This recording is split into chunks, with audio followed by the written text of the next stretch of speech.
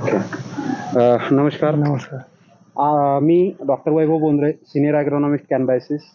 आज आपण मुंडवाडी, तालुका कन्नड, जिल्हा छत्रपती संभाजीनगर येथे आलेलो आहे. आपले प्रगतशील शेतकरी प्रभाकर भाऊ यांच्या कांद्याचं जे शेत होतं त्याच्यावरती आपले कॅनबायसिसचे काही प्रोडक्ट त्यांनी वापरले होते. आता त्यांचा कांदा हार्वेस्ट झालेला आहे. तर आज आपण त्यांना त्यांचे अनुभव कसे वाटले तर ते जाणून घेण्यासाठी आपण इथं आज आलेलो आहे.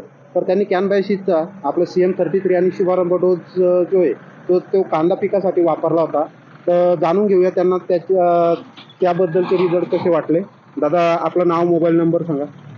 मी Prabhakar Bhaginath Jadhav. Mobile number 9021489141. Okay. आणि मी आपल्या कंपनीचं सुरुवातीला लागवड करायच्या अगोदर 33 कोटी आणि TB3 मायक्रोजूट ही उत्पादने वापरलेली आहे आपल्या कंपनीची. तर वापरल्यानंतर तुम्हाला काय फरक जाणवला नेमकं कांद्याच्या म्हणजे क्वालिटीमध्ये म्हणा किंवा जमिनीमध्ये म्हणा, काय फरक जाणवला तुम्हाला, नेमकं वेगळं काय जाणवलं? जमीन तर एकदम भुसभुशीत शेवटपर्यंत राहिली. ओके. आणि दुसरी गोष्ट म्हणजे कांद्याची पात, हिरवेपणा एकदम अतिशय बाकीच्या अदर शेतकऱ्यांच्या पेक्षा आपली पात हाईटही जास्त होती. ग्रीनरी पण एकदम शेवटपर्यंत टिकून राहिली. आणि त्याचा परिणाम असा झाला की कांद्याची साईज होण्यामध्ये एकदम चांगली साईज झाली. ओके. आणि एकदम क्वालिटी म्हणजे व्यापाऱ्यांची पण मागणी चांगली वाटली त्याला मला. तर आपला जो नेहमी कांदा करतोय आपण, तर यावर्षी जे आपले कॅनबायसिसचे उत्पादन आपण वापरलेत, तर याच्यामध्ये काही उत्पादनामध्ये तुम्हाला फरक जाणवला का बरं? हो, फरक म्हणजे एकदम उत्पादनाचं शिवायला गुणवत्तापूर्ण उत्पादन तुम्हाला भेटलेलं आहे. जवळपास किती झाला सांगू शकतो अंदाजे आपण क्विंटल? एकरी 150 क्विंटलच्या आसपास. 150 क्विंटलच्या. आणि आजूबाजूचे जर उत्पन्न बघितले आपण काही शेतकऱ्यांनी, त्यांना कितीपर्यंत अंदाज वाटतो तुम्हाला? 110-20 असं. 110-20. तर आपल्याला जवळपास 30+ क्विंटलचा आपल्याला तिथं फायदा होऊ झाला आहे. आणि तुम्हाला म्हणजे एकसारखी साईज, त्यानंतर क्वालिटी, या गोष्टी तर भेटल्यास, पण सगळ्यात महत्वाचं जे आपण जमिनीबद्दल म्हणतो नेहमी, की आपल्या जमिनी कडक पडल्यास जमिनीचं आरोग्य खराब होत चाललंय. तर हे जे कॅनबायसिसचे उत्पादन वापरल्यामुळे तुम्ही म्हणता की जमीन भुसभुशीत राहील शेवटपर्यंत.